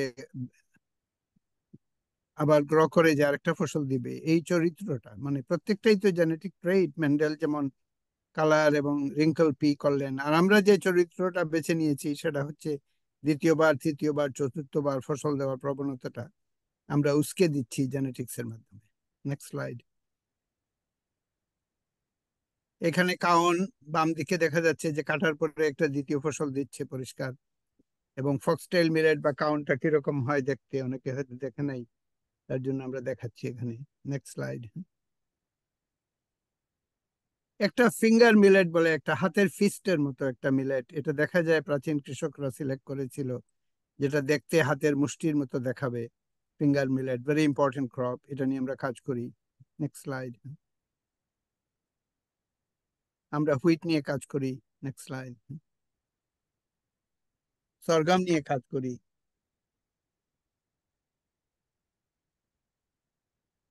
আমরা অকরাকে বা ভিন্ডিকে আমরা মাল্টি হারভেস্ট করে দিয়েছি। এখানে দেখা যাচ্ছে বাম দিকে যে অকরা প্রথম হারভেস্ট কেটে ফেলা হয়েছে, তারপরে সাইড থেকে আবার অকরা গজাচ্ছে। তো অকরাকে আমরা চিরঞ্জীব করে দিতে চাই। এখানে তিসি রয়েছে, তিসি ভেরি ইম্পর্টেন্ট, যেটাকে ফ্ল্যাক্স বলা হয়। Next slide. এবং ফ্ল্যাক্স থেকে আমরা শুধুমাত্র গ্রেইন, এবং এটা ফ্ল্যাক্স হচ্ছে এক ধরনের সুপার ফুড, খেতে খুব ভালো, কিন্তু এটা শরীর কাণ্ড থেকে সুতা আহরণ করা যায়, যেটা আমরা করা শুরু করেছি ফ্ল্যাক্সের। Next slide. ওকে, তো এটা আমরা আমরা যেখানে আমি এখানে যেটা আমি বলতে চাচ্ছি যে সেটা আমরা মেন্ডেলিয়ান জেনেটিক্স শিখলাম, বিজ্ঞানের সূত্রগুলো শিখলাম, আমরা বিজ্ঞানের জেনেটিক্সের ইতিহাসটা শিখলাম। তারপর আমরা চলে গেলাম যে আমরা গ্রামীণ বা আমার নিজের কাজের মাধ্যমে আমি কি প্রেরণাটা কিভাবে পেলাম আবার জেনেটিক্স থেকে। আমি আমেরিকাতে বিশেষ করে বিজ্ঞানী হিসাবে যে কাজগুলা করেছিলাম, একটা কাজ ছিল, অনেকগুলো আমি দেখালাম, কিন্তু একটা কাজ ছিল যে একটা গাছের জীবনকাল বাড়িয়ে দেওয়া যায়। তারপর ওইটাকে কেন্দ্র করে আমি গ্রামে চলে আসলাম বাংলাদেশে 2024 বছর আগে। এসে এক ধরনের বিগ জেনেটিক্স প্রোগ্রাম শুরু করলাম। আমার জেনেটিক্স শিক্ষার আলোকে এবার নতুন করে কিছু একটা করব। বারবার harvest, multi harvest crop technology আমরা বলি, বা পঞ্চপ্রী। এবং এটার একটা স্ন্যাপশট আমি সবাইকে এখন দিলাম, যে যে আমরা ব্যবহারিক জীবনে কিভাবে আমরা জেনেটিক্স কাজে লাগাতে পারি, এবং জেনেটিক্স এর মাধ্যমে আমরা জীবনের মানুষের উন্নয়নে কিভাবে কাজ করতে পারি। তো এখানে অনেক ম্যাটেরিয়াল কিন্তু আমরা স্কুইজ করে একটা জায়গায় দিয়েছি, এই কারণে যে এটাকে একটা প্ল্যাটফর্ম হিসাবে আমরা ডিসকাশনের প্ল্যাটফর্ম হিসাবে ব্যবহার করি। তো আমি সবাইকে বলবো এখন একটু মানে গতকালের টক এবং আজকের যে প্রেজেন্টেশনটা হলো, এটার আলোকে একটা মুক্ত আলোচনা যদি আমরা একটু শুরু করি, তাহলে খুব ভালো হয়। আমি সামিউলকে দিয়ে শুরু করতে চাই। সামিউল এখানে সবার উপরে আছে। সামিউল যদি কিছু বল। Thank you, sir, for the nice talk. Actually, আমি আমার নিজের কিছু এক্সপিরিয়েন্স থেকে আমি কিছু কোশ্চেন আমি আপনাকে একটু করতে চাচ্ছি। যেমন অবশ্যই। স্যার, যেমন আমার বেসিক রিসার্চ টপিকটা হচ্ছে এইচআইভি নিয়ে আর কি। আমার এইচআইভি ফিল্ডে আমার পিএইচডিটা আমি করে রিসেন্টলি। তো ওখানে আমার একটা হাইপোথিসিস ছিল যে এইচআইভি ইন্টিগ্রেশন হয় হিউম্যান সেলের সাথে। হুম। তো এই ইন্টিগ্রেটেড এইচআইভি একটা বিহেভিয়ার অনেকটা রেট্রো ট্রান্সপোজনের মতো আর কি, যে জাম্পিং জিন এক জায়গা থেকে আরেক জায়গায় যেমন যায়। তো হুম। একটা হাইপোথিসিস আমার ছিল যে হুম। এইচআইভি ইন্টিগ্রেশনের পরে হুম। দীর্ঘদিন যখন সেলের সাথে থাকে এবং আলটিমেটলি এটা তার জায়গা সুইচ করে বিভিন্ন জায়গায়, এবং হুম। হুম। আহ, বিভিন্ন জায়গায় ইন্টিগ্রেশনের ফলে এর বিহেভিয়ারও ডিফারেন্ট হয়, মানে সেলের ফেনোটাইপের উপরে ডিফারেন্ট ডিফারেন্ট ধরনের ইম্প্যাক্ট থাকতে পারে। হুম। তো আমি ওয়ান অফ দ্য রিজন যে আমি আমি আপনার টক এই টকে আমি জয়েন করেছি, যে যেহেতু আপনিও একজন জেনেটিসিস্ট এবং আপনিও হুম। রেট্রো ট্রান্সপোজন নিয়েও হুম। কাজ করছেন, এবং হুম। সো আপনার আইডিয়াটা স্যার, যে কিভাবে মানে ফার্স্ট মানে মানে আমার ইয়ে ছিল, যেমন আপনি আজকে বলছিলেন যে বারবারা ম্যাকলিনটক উনি জাম্পিং জিন নিয়ে ফার্স্ট কাজ করেন। সো আমি জানতে চাচ্ছিলাম যে আইডিয়াটা ফার্স্ট কিভাবে ইভলভ করে jumping gene, because this idea is quite ওই সময়ের জন্য উনি প্রথম যখন আইডিয়াটা নিয়ে আসেন, ওই সময়ের জন্য আইডিয়াটা ওয়াজ ভেরি মাচ আনকনভেনশনাল ছিল আমার মনে হয় আর কি। বাট সো অবশ্যই অবশ্যই। তো আমার আমার থিঙ্কিংটা যে এই আইডিয়াটাকে কিভাবে উনি ফার্স্ট ওনার আসে, এবং উনি এটাকে কিভাবে আহ, জিনিসগুলোকে কিভাবে উনি পরবর্তীতে ফর্মালাইজ করেন, যে how this integrated or how this transposon behaves. হ্যাঁ, তো এখানে দুটো জিনিস, একটা হচ্ছে যে বারবারা ম্যাকক্লিনটক যে ট্রান্সপোজিশনটা করে দেখিয়েছিলেন, এটা ছিল ডিএনএ বেসড ট্রান্সপোজিশন, তাই না? তারপরে একটা এনজাইম ডিসকভার হলো যেটাকে বলে রিভার্স ট্রান্সক্রিপ্টেজ, যেটা আরএনএ থেকে ডিএনএ বানায়। হ্যাঁ? জি। এবং এবং সেটা ডিসকভারি জন্য আলাদা করে নোবেল প্রাইজ দেওয়া হয়েছিল। ডেভিড বাল্টিমোর আমার শিক্ষক ছিলেন এমআইটিতে, উনি দেখিয়েছিলেন যে আরএনএ থেকে ডিএনএ বানানো সম্ভব। তার আগে বায়োলজির সেন্ট্রাল ডগমা ছিল যে DNA makes RNA and RNA makes protein. হ্যাঁ, আরএনএ জি থেকে জি ডিএনএ বানানোর কোনো কথা ছিল না। তো আই থিঙ্ক 60-এর দশকে সম্ভবত রিভার্স ট্রান্সক্রিপ্টেজ ডিসকভার হলো, এবং তারপরে দেখা গেল যে অসংখ্য আরএনএ ভাইরাস রয়েছে যেটার জিনোমটা হচ্ছে আরএনএ। তো জি তো এইরকম একটা ভাইরাস হচ্ছে কোভিড ভাইরাস। তো কোভিড ভাইরাস যখন মানুষের জিনোম তো ডিএনএ, তাই না? তো কোভিড ভাইরাস যখন নিজের জিনোমকে মানুষের জিনোমে ঢুকিয়ে দেবে, এটা প্রথমে আরএনএ থেকে ডিএনএ বানাতে হবে রিভার্স ট্রান্সক্রিপ্টেজের মাধ্যমে, তাই না? এবং যে জি কোনো আরএনএ ভাইরাস, কোভিড ইনক্লুডেড, এটার একটা অংশ হচ্ছে আরএনএ থেকে ডিএনএ বানানো। কারণ ডিএনএ বানানোর পরে আবার যে সমস্ত প্রোডাক্ট বানাবে, প্রথমেই আরএনএ ভাইরাস গুলা তাদের জিনোম থেকে ডিএনএ বানিয়ে ফেলে। সে কারণে এই রিভার্স ট্রান্সক্রিপ্টেজের ডিসকভারিটা এটার জন্য দরকার ছিল। তারপর এটা বারবারা যেভাবে একটা পার্টিকুলার এক্সাম্পল দেখিয়েছেন, তারপরে তার অসংখ্য জাম্পিং জিনের সন্ধান পাওয়া গেছে, ট্রান্সপোজেবল এলিমেন্ট TN5, TN10, মেইজের যেটাকে SEDS বলে, তারপরে হাজার হাজার আরএনএ বেসড রিট্রো ট্রান্সপোজন। রিট্রো কারণ আরএনএ থেকে ডিএনএ করে। এই রিট্রো ট্রান্সপোজন গুলা হলো লাইন এলিমেন্ট, সাইন এলিমেন্ট, অসংখ্য নাম আছে, হাজার হাজার আছে। এবং তারই একটা ক্লাস হলো যেটাকে সকল আরএনএ ভাইরাস, যেটা যেটা সম্বন্ধে ডেভিড বাল্টিমোর বা অন্যরা আরএনএ ভাইরাস সম্বন্ধে জানতেন, বা আরএনএ ভাইরাসের কথা মানুষ জেনে গিয়েছিল। এবং তারই একটা হচ্ছে কোভিড ভাইরাস। এবং এদের একটা সিস্টেম রয়েছে, তারা কি করে একটা এরিয়া বেছে নেয়, তারপরে সেখানে আরএনএ থেকে ডিএনএ বানায়, তারপরে ওইটা হোস্টেড সেলের মধ্যে তারা ইন্টিগ্রেট করে পার্মানেন্টলি সেখানে থাকতে পারে। এবং এটাই এটাই আমার মনে হয় তুমি জানতে চেয়েছিলে, তাই না? জি স্যার, যে how the idea was formulated, যে হ্যাঁ, প্রথমে ডিএনএ জাম্পিং জিনটা ডিএনএ থেকে আসছে, তারপরে রিভার্স ট্রান্সক্রিপ্টেজ বলে এনজাইমটা ডিসকভার হয়েছে। কারণ এর আগে মানুষ ভাবতো যে আরএনএ থেকে ডিএনএ তে যাওয়ার কোনো পথ নেই। কাজেই আরএনএ নিয়ে যে আবার অর্গানিজম আছে যার জিনোমটাই আরএনএ, এটা আমরা জানতাম না রিভার্স ট্রান্সক্রিপ্টেজ ডিসকভার আগ পর্যন্ত। তারপর এখন তো একেবারে সয়লাভ হয়ে গেছে, বেশিরভাগ অর্গানিজমই বা মানুষের জিনোমের মধ্যে যে ইন্টিগ্রেটেড এলিমেন্ট রয়েছে, রিট্রো এলিমেন্ট, রিপিট এলিমেন্ট, এগুলো তো সব আরএনএ বেসড। এবং in fact Covid is a very powerful example. But Covid তো একাকী না, এরকম তো অসংখ্য আরএনএ ভাইরাস আছে, তাই না? এন্ডোজেনাস রেট্রোভাইরাস, যেগুলো আমাদের হ্যাঁ, এন্ডোজেনাস রিট্রোভাইরাস, রিট্রো এলিমেন্ট অনেক সময় বলে, যেটা পুরোপুরি ভাইরাস হয় নাই, বা এটার যে ইনফেকশাস কোনো এজেন্ট নাই বা কোনো পার্টিকেল নাই, বাট স্টিল সিম্পলি রিট্রো এলিমেন্ট, মানে পিস অফ ডিএনএ আরএনএ ফর্মে এটা এটা ট্রাভেল করছে। অনেকে এটাকে বলে সেলফিশ জিন। সেলফিশ জিন বলে একটা বই আছে যেটা Richard everyone should read, Dawkins. Dawkins এর বই। এবং এটা কিভাবে আরএনএ এর মাধ্যমে, এখন যে আইডিয়াটা আরো জ্বালাময়ী ভাবে এসেছে, যে প্রথমে তো আরএনএ দিয়েই শুরু হয়েছিল জীবনে, লাইফের যে প্রথম অর্গানিজম গুলা, এগুলার জিনোম আরএনএ ছিল, ডিএনএ জিনোমটা পরে এসেছে। তো very important question, very interesting question. এবং এটা একদম কাটিং এজ অফ জেনেটিক্স আর কি, এটা একদম আধুনিক জেনেটিক্স আমরা এখন যেটা ডিসকভার করছি বা আলাপ করছি। So next, okay, thank you. এখন আমরা কাকে বলবো? সোহানুর রহমানকে বলি একটু কিছু বলতে।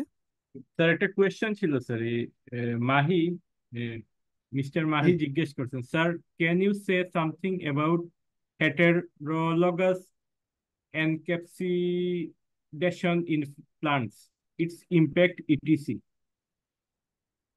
হেটারোলগাস কি আমি বুঝি নাই, ঠিক ইন একটু ভেঙে বলতে হবে। ইনক্যাপসিডেশন আচ্ছা, হেটারোলগাস ইনক্যাপসিডেশন মানে ইন হচ্ছে প্লান্টস। বাইরের আরেকটা। হ্যাঁ হ্যাঁ, ইন হ্যাঁ প্লান্টস। বুঝেছি আমি। ও ও কি আছে মাহি এখানে? মাহি স্যার মাহি এখানে আছে, কিন্তু ওর মনে হয় সাউন্ড অসুবিধা আছে কিনা। মাহি তুমি সাউন্ড কথা রেজিস্ট্যান্স। ওকে, হেটারোলগাস এনক্যাপসিডেশন আমি যেটা বুঝি যে আরেকটা অর্গানিজম এসে এনক্যাপসিস মানে ঢুকে যাবে আর কি, এবং আলাদা সত্তা হিসাবে থাকবে, জেনোমে ইন্টিগ্রেট হবে না। ইনক্যাপসিডেশন মানে মানে হচ্ছে যে এটা একটা আরেকটা এন্টিটি এসে একটা সেলের ভিতর ঢুকে যাবে, তাই না? এবং হেটারোলগাস মানে হচ্ছে যে এটা সেম জিনিস না আরেকটা জিনিস। তো হেটারোলগাস এনক্যাপসিডেশনের তো অনেক এক্সাম্পল আছে। এইভাবে ব্যাকটেরিয়া গুলা একটা সেলের ভিতর ট্র্যাপ হয়ে গিয়ে এখন মাইটোকন্ড্রিয়া হয়ে গেছে। বা বা অনেকে মনে করে যে সেকেন্ড একটা জিনোমও থাকে, অনেক সময় একটা অর্গানিজমের ভিতরে আরেকটা অর্গানিজম থাকে বাসা বাঁধে এবং এন্ডোফাইট হিসেবে থাকে। তো এটা খুবই common বায়োলজিতে, it's all over.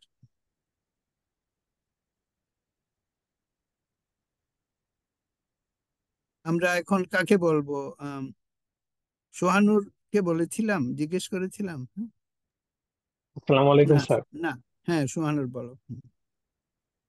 Sir আমার আজকের টপিকটা খুবই সুন্দর লাগলো স্যার। আমার একটা কোশ্চেন ছিল স্যার, সেটা হচ্ছে স্যার, স্যার যে মেন্ডেলিয়ানে একটা বললেন না যে স্যার কিছু জিন রিসেসিভ হিসেবে থাকে, কিছু ডমিনেন্ট হিসেবে।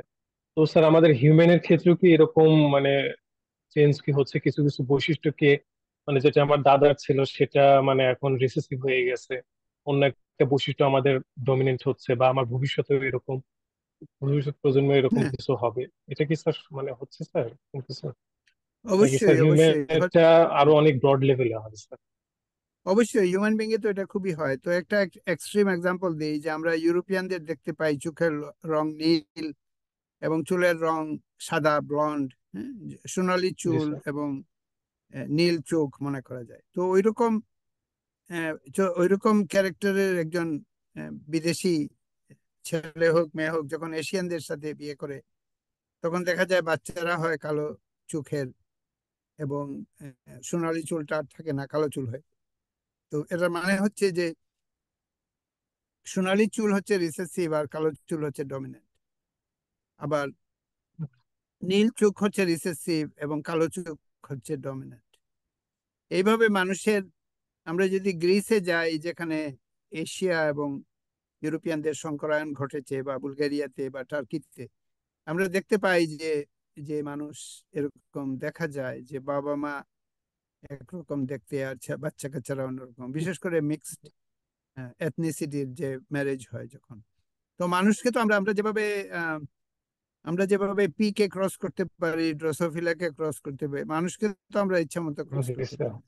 মানুষ নিজের ইচ্ছায় বিয়ে শাদী করে, সন্তান উৎপাদন করে, তখন আমরা তাদেরকে স্টাডি করতে পারি। সো হিউম্যান ট্রেড গুলাকে আমরা যখন স্টাডি করি, আমরা দেখি যে একজন আফ্রিকানের সাথে একজন ইউরোপিয়ানের যখন বিবাহ বন্ধন হয়, বাচ্চা কাচ্চা কিরকম হয়, এগুলোর মাধ্যমে আমরা অনেক জানতে পেরেছি। জি তাদের স্যার। সম্মতি নিয়ে আমরা স্টাডি করতে পেরেছি। তখন স্যার আমরা দেখেছি যে অসংখ্য হিউম্যান ট্রেড, যেমন যেমন গায়ের রং, যেটা যেটা ধবধবে সাদা মানুষ যখন একটা কালো আহ, মানে পিগমেন্ট, এটা হচ্ছে স্কিনের মধ্যে পিগমেন্ট, জি কালো স্যার। আর ধুলো, বাহিরে কেবল ভিতরে সবারই সমান রাঙা, আমরা কবিতায় পড়েছি। এটা মানুষের কোনো কোয়ালিটি বা কিছুই ইন্ডিকেট করে না, এটা শুধু বলে যে চামড়াতে কতখানি পিগমেন্ট আছে। তো এই জি পিগমেন্ট স্যার। যখন একজনের থাকবে আর তার বিয়ে হবে একজন যার পিগমেন্ট নাই, তখন এই পিগমেন্ট থাকাটা ডমিনেন্ট হবে পিগমেন্ট না থাকাটার সাথে। তার মানে কালো skin is dominant over white skin, তাই না? জি স্যার। স্যার আমাদের কি এরকম কোনো মানে বৈশিষ্ট্য আছে যেটা একদম টোটালি হারাই গেছে শুধু এই যে এরকম ডোমিনেন্ট আর রিসেসিভের কারণে স্যার, যেটা হ্যাঁ একদম অসংখ্য, হিউম্যান? যেমন অনেক কিছু হারিয়ে গেছে। যেমন আমি হিউম্যান ইয়েতে বলি, মানুষের অনেক বেশি পশম ছিল, গায়ে রোম ছিল আদিম মানুষের, তাই না? তো এখন তো আস্তে আস্তে আস্তে আস্তে আস্তে আস্তে ইয়ে চলে গেছে। আহ, এখানে আরেকটা ট্রেট আমি এখানে বলি, যেটাকে সেক্সুয়াল সিলেকশন বলে। তো একজন তুমি দেখো একটা, মানে এটা একটা বললে হয়তো ফানি শোনাবে, কিন্তু যত রোমশ মানুষ আছে, যত বেশি তাদের গায়ে hair থাকবে, প্রচন্ড হেয়ারই আগে মানুষ যেভাবে ছিল, Yes. এরা আস্তে আস্তে আস্তে আস্তে হেয়ারটা হারিয়ে গেছে এইভাবে যে লেস হেয়ারি মানুষ অন্য জেন্ডারের মানুষের সাথে আহ, ইয়ে করেছে, সন্তান উৎপাদন Yes. করেছে। সমাজ হেয়ারি মানুষকে একদম বিভৎস জঙ্গলি মনে করছে। মানে আমি জাস্ট ভেঙ্গে Yes, sir. বলতেছি, এটা আমার কোনোখানে হয়তো এটা লেখা পাবে না। তো আস্তে আস্তে হয় কি যে হেয়ারি মানুষের বাচ্চা কাচ্চা কমে গেছে, এবং যার হেয়ার কম তার বাচ্চা কাচ্চা বেশি হয়েছে। এইভাবে আস্তে আস্তে এটাই আসলে ডারউইনিয়ান সিলেকশন। এটা কেউ কোনো হেয়ারি লোককে এসে কেউ মেরে ফেলে না, বুঝেছো? Yes, sir. মানে রিপ্রোডাক্টিভ ফিটনেস হচ্ছে কে কত সন্তান রেখে যাবে দুনিয়াতে। So Yes, hairy sir. মানুষ আস্তে আস্তে তাদের সন্তানহীনতার কারণে হেয়ারিনেসটা হিউম্যান পপুলেশন থেকে একেবারেই গায়েব হয়ে গেছে। এখন আমাদের কাউকে মিউটেট করে আবার হেয়ারি করা যাবে না, এটা একদম আমরা হারিয়ে ফেলেছি। এটা একটা এক্সট্রিম এক্সাম্পল আমি Yes, দিই। sir. বুঝতে পারছি, হুম? স্যার। ঠিক একইভাবে পৃথিবীর পপুলেশন বাড়তেছে এবং কালো কালো চুলের এবং কালো চোখের মানুষ বেড়ে যাচ্ছে। তো আস্তে আস্তে নীল চোখ এবং সোনালী চুল তো হারিয়ে যাবে, তাই না? হুম? Yes, sir. বুঝতে পারছি, এখনই স্যার। হারিয়ে গেছে, Thank you. এখনই 2-3%, 5% হয়ে গেছে। আর আগামীতে Yes. একেবারেই গায়েব হয়ে যাবে, তখন মানুষ জানবেই না, শুধুমাত্র বইয়ের ছবিতে দেখবে যে একসময় সোনালী চুলের এবং নীল চোখের মানুষ ছিল। ইউরোপের কোনো কোনো দেশে এখনো আছে, কিন্তু বেশি দিন থাকবে না। Yes, sir. বুঝতে পারছি। Thank you, sir.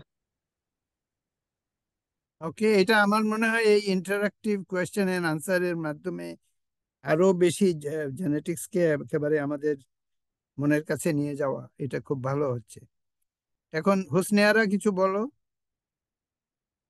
হ্যালো। ধন্যবাদ স্যার। আহ, আমার জন্য একটু টাফ আসলে রিলেট করাটা। মানে আমি আজকের লেকচারটাও ভালো ছিল, মানে অনেক কিছু জানতে পারছি আসলে জেনেটিক্স সম্পর্কে। স্যার আপনাদের আলোচনা করলে মনে হয় আমার জন্য অনেক একটু ভালো হয় আর কি।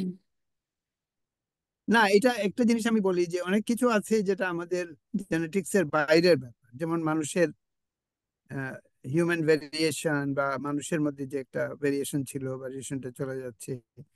আর আরেকটা হচ্ছে একদম জেনেটিক্স এর যেটা টেকনিক্যাল ব্যাপার, আজকে হয়তো আমি কিছু আলোচনা করেছি, এটা তো একেবারে এড়িয়ে যাওয়া যাবে না। এটাতে একদম ইতিহাসের মতো করে বলা যাবে না শুধুমাত্র কথায়, তাই না? ভিতরে কিছু টেকনিক আছে, কিছু সায়েন্স আছে, কিছু মেকানিজম আছে। কিন্তু আসলে তুমি যে দৃষ্টিভঙ্গি নিয়ে এসেছো এটাই মোর ইম্পর্টেন্ট। এখানে আমরা বেশি টেকনিক্যাল করতে চাই না। তো এখানে আমাদের যেটা বুঝতে হবে সেটা হচ্ছে যে আমরা ভাষায় এক, আমরা বাঙালিরা সব ভাষায় এক, কিন্তু জেনেটিক্সে আমরা এক না। আমাদের হাজার ধরনের মানুষ এসে, রবীন্দ্রনাথ যে বলেছে যে হেথায় আর্য, হেথা অনার্য, হেথায় দ্রাবিড় চীন, সখুন দল পাঠান মোগল, এক দেহে হলো নীল। এবং কিছুটা এই অরেঞ্জের নামের মধ্যে তুমি দেখতো, কেউ কি এটা ইমাজিন করেছিল? আমি নিজেও ইমাজিন করিনি।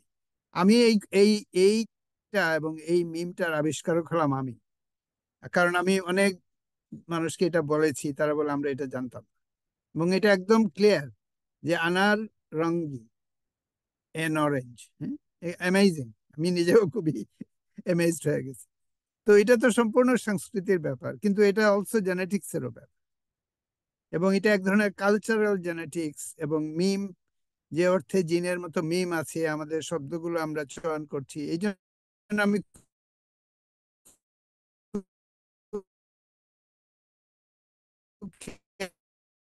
কেয়ারফুলি, আমরা কেন বলি যে লটাস হচ্ছে কমলা, এবং লটাস রঙ এইরকম রং, অরেঞ্জের যে রেড ব্লাড অরেঞ্জের রং, এই জন্য আমরা অরেঞ্জকে কমলা বলি। কেন কমলা বলি? কারণ কমলা মানে হচ্ছে লটাস ফ্লাওয়ার। এবং আমরা পার্সিয়ানরা বেগুনকে বাইঙ্গন বলতো, এই জন্য আমরা এই বাইঙ্গনের অপভ্রংশ হলো বেগুন। এটা গুণহীন, অনেকে বলে বেগুন মানে কোনো গুণ নাই, এটা একেবারে মিশা কথা। আসল কথা হলো বাইঙ্গান কথাটার অপভ্রংশ হলো বেগুন, এবং এটারই আরেকটা গ্রিক অপভ্রংশ হলো ব্রিঞ্জাল। তো বেগুন, বাইঙ্গান, ব্রিঞ্জাল একই কথা। তো আমি, যেহেতু তুমি স্ট্রিক্টলি বায়োলজি থেকে আসো নাই, আমি বলবো যে এই যে শব্দের যে একটা রিলেশনশিপ জেনেটিক্স এর সাথে। এটা সম্বন্ধে তোমার কি ধারণা, যদি কিছু বলো?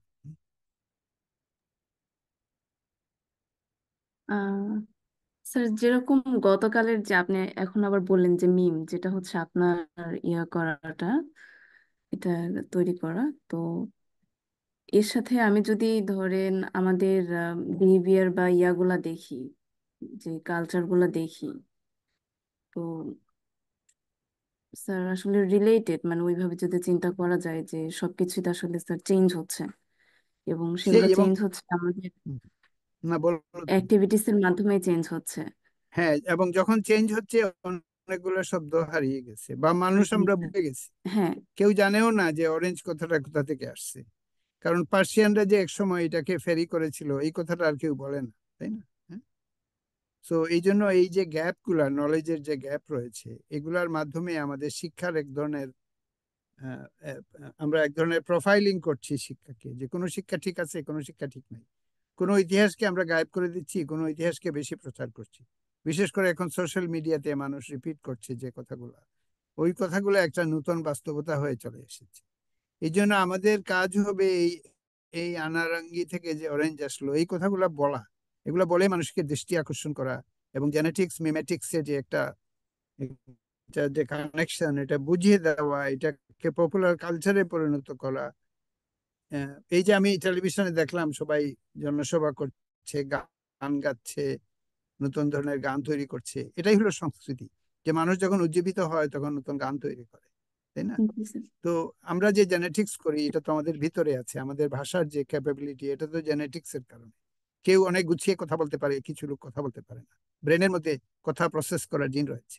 অনেকে আবার খালি স্পেলিং এরর করে, অনেকে উচ্চারণে ভুল করে, এগুলো সব কিন্তু জেনেটিক্স। টাইনি লিটল জিন আছে যেগুলো এই শব্দ প্রসেস করার ক্যাপাবিলিটিকে কন্ট্রোল করতেছে। তো কালচার এবং ল্যাঙ্গুয়েজ এবং মিউজিক এটা কিন্তু জেনেটিক্স এর বাইরে না, এটা বুঝতে হবে। আমার মনে হয় এখানে মুশতাক কি কিছু কমেন্ট করবে? হ্যাঁ মুশতাক কি স্যার। আছে? হ্যাঁ, তুমি কি আছো? কমেন্ট করো কিছু। আমি একটু অল্প করে এই সেন্সে আপনি একটু ছোট্ট একটু ইউ নিতে পারেন, একটু রেস্ট নিতে পারেন, কারণ অনেকক্ষণ ধরে অলরেডি বলেছেন। আমরা এই যে এই কোর্সটার যে ধরন, যেটা এতক্ষণ পর্যন্ত যে আলোচনাটা হলো, আমরা যারা একদম এই রিলেটেড সাবজেক্টে পড়াশোনা শেষও করে ফেলেছি, যে জেনেটিক ইঞ্জিনিয়ারিং পড়েছি ইত্যাদি, জেনেটিক্সের এই বেসিক জায়গাগুলোতে আমাদের অনেক বড় একটা গ্যাপ রয়ে গেছে। বিশেষ করে এই এই যে হিস্ট্রিক্যাল ব্যাকগ্রাউন্ড সহ যে জিনিসগুলো আমাদের জানা দরকার, সেখানে আমাদের চারপাশের ঘটে যাওয়া বিষয় বা চারপাশের বিদ্যমান যে বিষয়গুলো আছে সেগুলো কিন্তু আমাদের চোখে পড়ছে না। সেটা আমাদের এই একেবারেই পাঠের যে ন্যারো একটা যে অ্যাপ্রোচ আমাদের পাঠ্যক্রমের, সেটা একটা মূল কারণ। প্রকৃতির কাছে যাওয়ার অথবা প্রকৃতি দেখে সেটাকে এক্সপ্লেন করার যে প্রবণতা আগের যুগের বিজ্ঞানীদের ছিল, যেটা আমাদের এখানে আমরা বলবো যে ইয়ের যেই মেন্ডেলের যে অ্যাপ্রোচটা। তো আগের যুগের সায়েন্টিস্টরা একেবারে ক্লাসরুমে সুনির্দিষ্ট পাঠ্যক্রম পড়ে সায়েন্টিস্ট হয়েছেন এরকম কিন্তু না।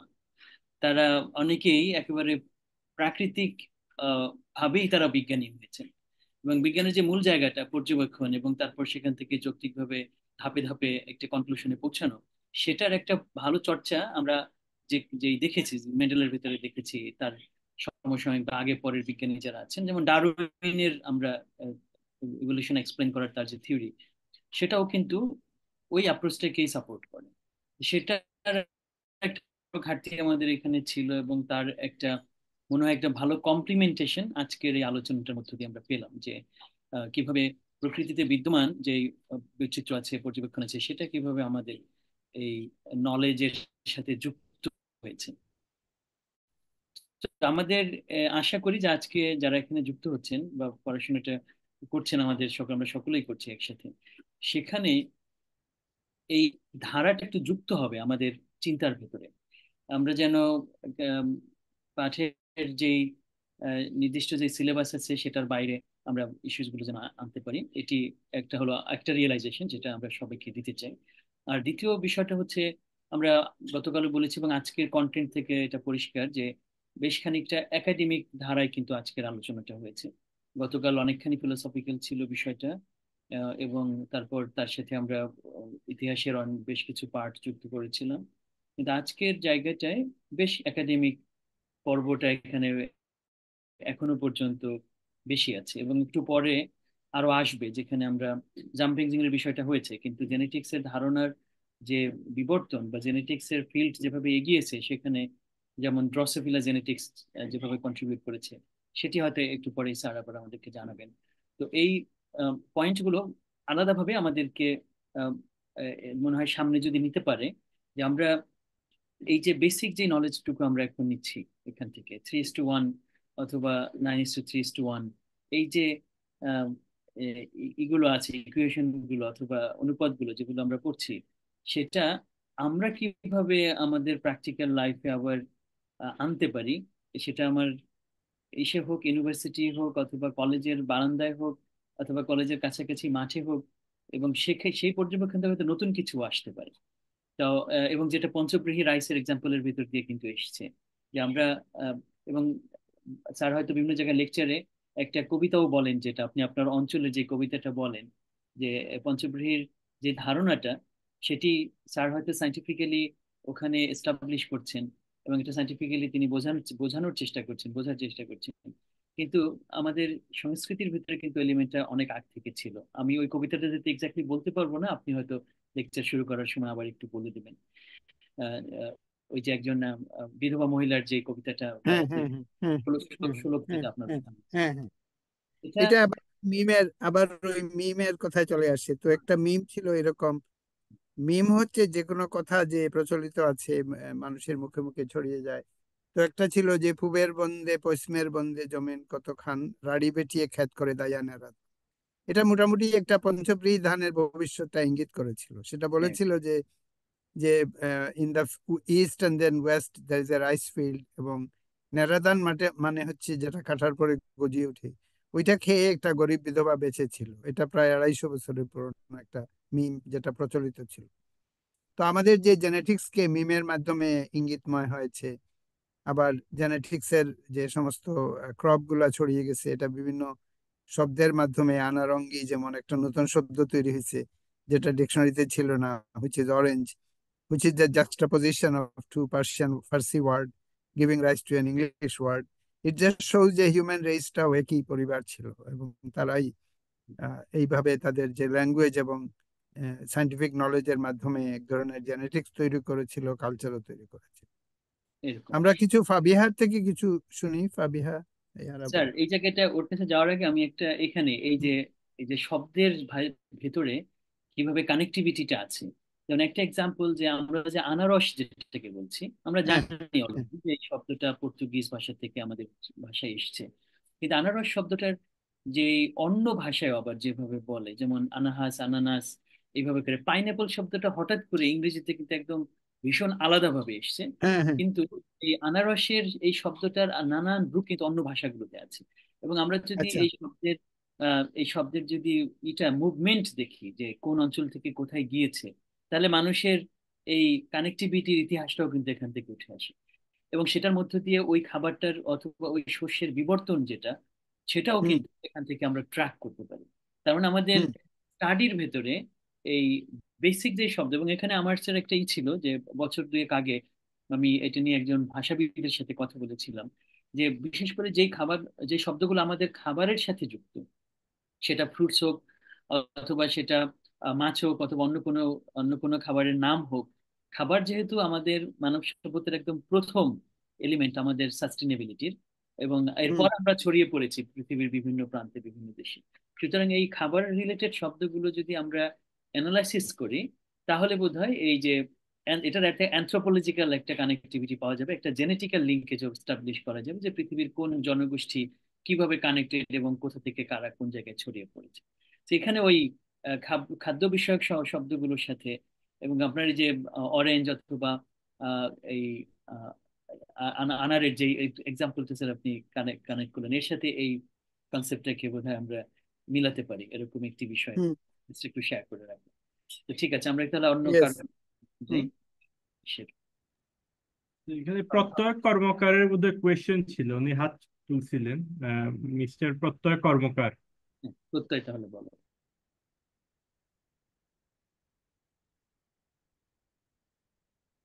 উম, উনি কি আছেন নাকি এখানে? প্রত্যয় হ্যাঁ, আচ্ছা, কর্মকার। কোথায় তুমি এখন কি শুনতে পাচ্ছ আমাদের? হাত তুলেছিল, আমি হ্যাঁ দেখেছি। হ্যাঁ হ্যাঁ, উনি আচ্ছা, তাহলে অনুরাগ কোথায় ভাই। আসতে আসতে আমরা দেখি যে জি। ফাবিহার কথা বোধহয় স্যার একটু শুনতে চেয়েছিলেন। ফাবিহার যদি হ্যাঁ, ফাবিহা, সবার কথাই শুনতে চাই, ফাবিহা যদি বলো। হ্যাঁ। আসসালামু আলাইকুম হুম। স্যার। স্যার আমার আজকের সবচেয়ে ভালো লেগেছে জাম্পিং জিনসের বিষয়টা আর হ্যাঁ, কি। হ্যাঁ, হ্যাঁ, হ্যাঁ। আমার একটা প্রশ্ন ছিল যে এটা কি র্যান্ডমলি হয় নাকি কোনো সিস্টেম্যাটিক ওয়ে আছে জিন্স জাম্পিং এর? না, এটা র্যান্ডমলি হয় না, এটাকে ট্রিগার করে আরেকটা এনজাইম যেটাকে এসি বলে, তাই না? সো আচ্ছা, সো এসি যখন ওই এনজাইমটা যখন থাকে ওইটা ওইখানে কাটে, তারপরে ওইটা তো জাম্প করে, তারপরে আরেক জায়গায় যায়, তারপর ওইটা যখন থাকে না তখন আর jump করে না। তো এটা অ্যাক্টিভ স্টেজে আরেক ট্রিগারে এবং ম্যাসিভলি করে না, আনকন্ট্রোলেবল করে না, জি। এটা কন্ট্রোল ওয়েতে করে। কিন্তু যখন একটা অর্গানিজম যায়, টেম্পারেচার বেড়ে যায়, স্যালিনিটি বেড়ে যায়, একটা স্ট্রেসের মধ্যে থাকে, তখন এটা এই কন্ট্রোল সিস্টেমটা ভেঙে পড়ে, জি, তাই বুঝতে না? পেরেছি। এটা আসলে এইভাবেই হয় যে এটা সুইচ থাকে, আবার সুইচটা এলোমেলো হয়ে যায় স্ট্রেসের সময়, তখন অনেক কিছু জাম্প করতে থাকে, তাই। হ্যাঁ। আচ্ছা, থ্যাংক ইউ স্যার। তো এই এই অবস্থা আর কি। আসলে প্র্যাকটিক্যালি মানুষ দেশের ভিতরে একটা তুলকালাম অবস্থা কিন্তু হয়ে যাচ্ছে while we are doing our course। আমাকে একদম র্যাপিডলি মানুষ সব ইয়ে করতেছে, but it's a good thing. আমরা একটা ইউজফুল কনস্ট্রাকটিভ কিছু করছি, কালকেও করব আমরা, এটা তো অ্যাব্রাপ্টলি বন্ধ করতে পারবো না, তাই না? স্যার আমরা উল্টো এরকম একটু শেষ করবো আর কি। আমাদের এইটা একটা আড্ডার মতো, সো এটা আমরা একেবারে ফর্মাল স্কুল না, এটা আমরা বন্ধ করব না, কিন্তু আজকে যেমন আমরা কালকে হয়তো আরো অনেক কিছু, আজকে massive amount of things are happening. তো আমরা আর কিছু বলবে? আর আজকে কি ইয়ে আছে, শোভা আছে এখানে? শোভা বোধহয় জয়েন করে নাই নাকি? করে নেই স্যার, করে নেই। আসসালামু জারিন, আলাইকুম। হ্যাঁ জারিন কিছু বলো। হ্যাঁ। আহ, স্যার আসলে হচ্ছে একে তো ইন্টারনেটে খুব সমস্যা ছিল, প্রপারলি হ্যাঁ, অনেক কিছুই হচ্ছে শুনতে পারিনি। হ্যাঁ, তারপরও হচ্ছে আমার একটা জিনিস মানে একটা জায়গায় হচ্ছে জানার ছিল, ফিঙ্গার মিলেট নিয়ে স্যার আপনি অনেক মানে বলেছিলেন যে আপনি হচ্ছে উম, পঞ্চব্রীহি ধানের মতো ফিঙ্গার মিলেটেও হচ্ছে হ্যাঁ। আপনারা এই জিনিসটা প্রয়োগ করেছেন। হুম। ফিঙ্গার মিলেট সম্পর্কে যদি একটু সংক্ষেপে বলতেন যে এটার পুষ্টি গুণাগুণ বা আমাদের দেশে এটার ফিউচার কিরকম এরকম, কারণ এই ক্রপটা সম্পর্কে আসলে আমার একটু অজানা, তাই একটু জানার ছিল। এটা ইন্ডিয়ান একটা জিনিস, এবং ফিঙ্গার বলে কারণ ফিঙ্গারের মতো দেখায় যে যে ক্রপটা আর কি। হ্যাঁ। সো সো এই কারণে এটা একটা প্রাচীন ক্রপ। ইন্ডিয়ানরা বোধহয় রাগী বলে বোধহয়, তাই না? তো এটা নতুন আর কিছু বলার নাই, এটা ইন্ডিয়াতে হয়, আমাদের দেশে হয় না। বাট আমরা গ্রামে এটা ইন্ট্রোডিউস করেছি, এবং এটাকে কিভাবে গ্রো করা যায় এবং এটার যে বিভিন্ন গুণাগুণ, আহ, যেটা পুরা মিলেট পরিবারে অনেক মিলেট রয়েছে। আমাদের দেশে যেটা আছে কাওন বলি আমরা, এটাকে ফক্সটেল মিলেট। ফিঙ্গার মিলেট ঠিক আমাদের দেশে নাই, ইন্ডিয়াতে আছে। তো আমি বাইরে থেকে এনে এটা আমার গ্রামে ইন্ট্রোডিউস করেছি, খুব ভালো হচ্ছে আর কি। আরেকটা আছে যেমন পার্ল মিলেট, যেটাকে বাজরা বলে, আবার আবার কোনটাকে বাজরা বলে, বা সব ইন্ডিয়ান হিন্দি নাম রয়েছে। এবং কাউন কথাটার সাথে রিলেটেড, কিন্তু আগে সব দানা, আমাদের দানা কথাটা বাংলায় আছে যে একটা দানাও নাই। এটা দানা একটা খুব প্রাচীন কথা, শস্যকে আগে দানা বলতো, এখন আমরা শস্য দানা বলি। আর আর কাউন কথাটা হচ্ছে ভার্চুয়ালি আইডেন্টিক্যাল টু কর্ন। একসময় যে কোনো গ্রেইনকে কর্ন বলা হতো, এবং এখন আমরা ভুট্টাকে কর্ন বলি। এই আর কোনো জি comment? Sir, thank you. Sir আমার আরেকটা ব্যাপারে হচ্ছে একটু বলার ছিল, সেটা হচ্ছে মিলেট মিলেট জাতীয় যেসব শস্য যেমন হচ্ছে কাউন বাজরা, এদেরকে হচ্ছে বলা হয় ফিউচার ফসল, মানে হ্যাঁ, আমি হচ্ছে এতটুকু এভাবে হ্যাঁ, জানি। তো সেই হিসেবে হচ্ছে এই ফিঙ্গার মিলেটটা কিরকম ভূমিকা রাখতে পারে ফিউচারে? ওইটা আরেকটা মিলেট, যেমন প্রসো মিলেট আছে একদম ধানের মতো প্রসো। তারপরে আরেকটা রয়েছে পার্ল মিলেট, যেটাকে বলে বাজরা। আর ফিঙ্গার মিলেট হলো আরেকটা মিলেট। এটার একমাত্র ডিফারেন্স হলো এটার ক্লাস্টারটা হাতের মুষ্টির মতো লাগে। এছাড়া এটা আরেকটা মিলেট আর কি, আরেকটা মিলেট। তো মিলেটকে সুপার ফুড বলা হচ্ছে, মিলেট বলা হচ্ছে ফিউচার। মিলেট নিয়ে তোমার সচেতনতা দেখে আমি খুবই এক্সাইটেড। আমাকে আলাদাভাবে অফলাইন টেক্সট করতে পারো। আমরা মিলেট নিয়ে সম্পূর্ণ আলাদা। আমি ওয়ার্ল্ড মিলেট কংগ্রেসে টক দিয়েছি। আমি মিলেট নিয়ে অনেক কাজ এটা করি। শেয়ার করছি স্যার যে আপনার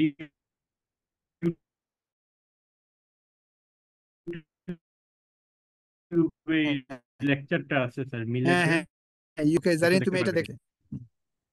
জি স্যার, আমরা অবশ্যই দেখব, ইনশাল্লাহ। আর তুমি এমনি টেক্সট করো, আমার ইয়ে তো জানোই। তুমি কি লিঙ্কডইনে আছে, যোগাযোগ আছো? জি স্যার, আমি আপনার সাথে লিঙ্কডইনে আছি, add আছি। ওকে ওকে, আমাকে একটা হ্যালো বললো, কারণ এত লোক লিঙ্কডইনে সারাক্ষণ মেসেজ